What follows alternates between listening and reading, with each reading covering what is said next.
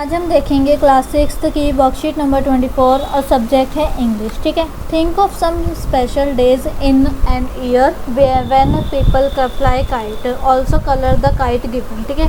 तो इस काइट में आपने कलर करना और ऐसे कुछ स्पेशल डेज बताने हैं जहाँ जब पूरे साल में मतलब कि जब काइट उड़ाते हों लोग, जैसे कि हो गया 15 अगस्त। ठीक है। सब जानते हैं 15 अगस्त को उस दिन क्या होता है।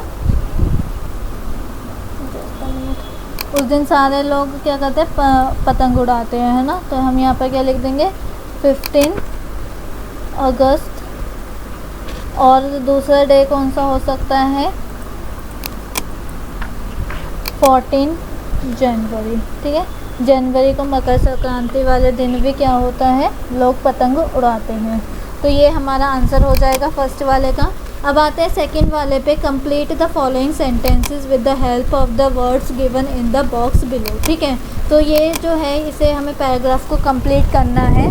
तो पहला क्या है, a dash kite looks bright in the sky. तो क्या है, अ न्यू काइट। ठीक है। तो यहाँ पर क्या आ जाएगा, new kite looks a new kite looks bright in the sky as it dips and drives, it pulls its strings and flies like a ship on the wave। ठीक है। जैसे ही शिप करती है वैसे ही, जैसे शिप करती है वेव्स में लहरती है, ऐसे ही ये लहर मतलब हवा में लहरती है।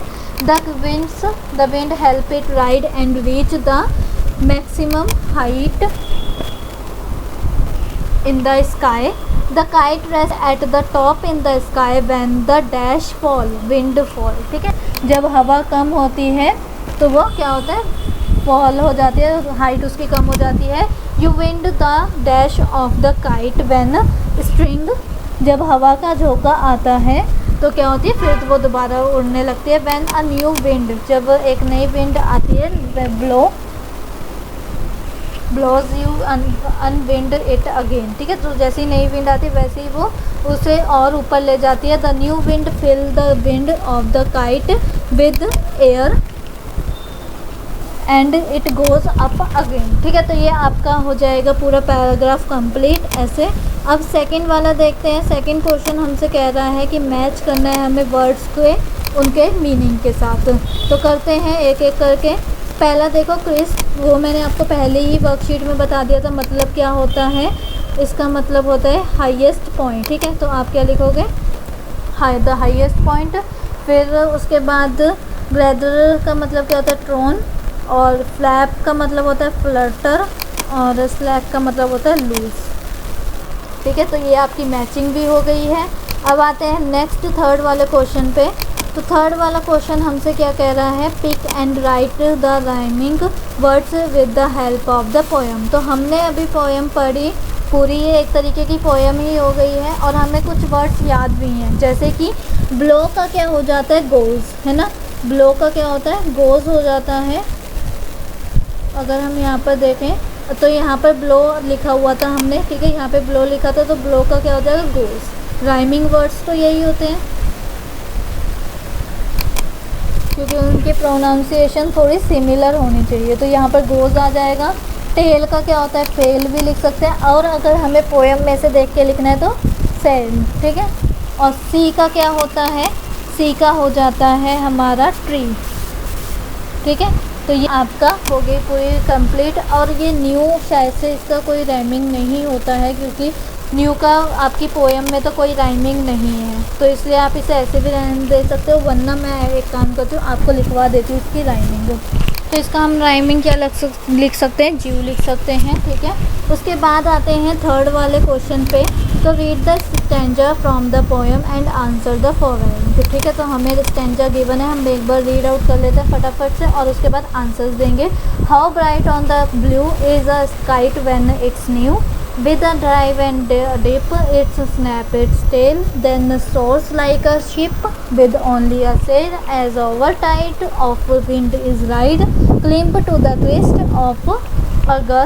of August and pulls, then seems to rest। ठीक है। तो ये आपकी पूरी पोएम हो गई है। इसका मीनिंग मैं आपको पहले वाले में बता चुकी हूँ, ज़्यादा बार बार बता के मैं वीडियो लंबी नहीं करना चाहती। उसके बाद आते हैं नेक्स्ट ये क्वेश्चंस पे। Where is the kite, kite कहाँ पर है, इन द स्काई। ठीक है, बात क्या है द वर्ड मीनिंग सोर। सोर का मतलब क्या होता है? सोर मीन्स क्या होता है? ट्रैवल करना। एंड और क्या हो सकता है? Rise.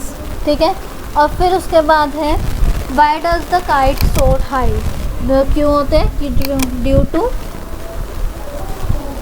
To the power of wind. ठीक है, तो आप क्या लिखोगे? The kite soar high due to the power of wind. फिर नेक्स्ट है what happen when the wind falls. क्या होता है? The kite seems to. जब व्हेन द विंड फॉल्स आप कैसे लिखोगे?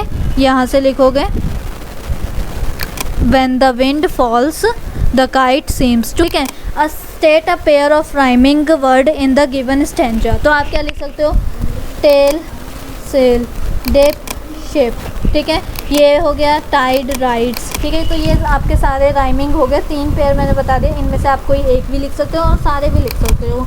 ठीक है, तो ये आपका यहाँ पे शायद से आपकी वर्कशीट कंप्लीट होती है। आई होप आपको वीडियो अच्छी लगी हो। अगर अच्छी लगी हो तो प्लीज़ वीडियो को लाइक कीजिए, अपना सपोर्ट दिखाइए लाइक करके, और चैनल पे नए हो तो सब्सक्राइब करना बिल्कुल ना भूलें, ताकि आपको सारी वीडियोस की जो नोटिफिकेशन है वो इस चैनल से मिल जाए। और कमेंट में रिव्यू ज़रूर दें कि आपको ये वीडियो कैसी लगी।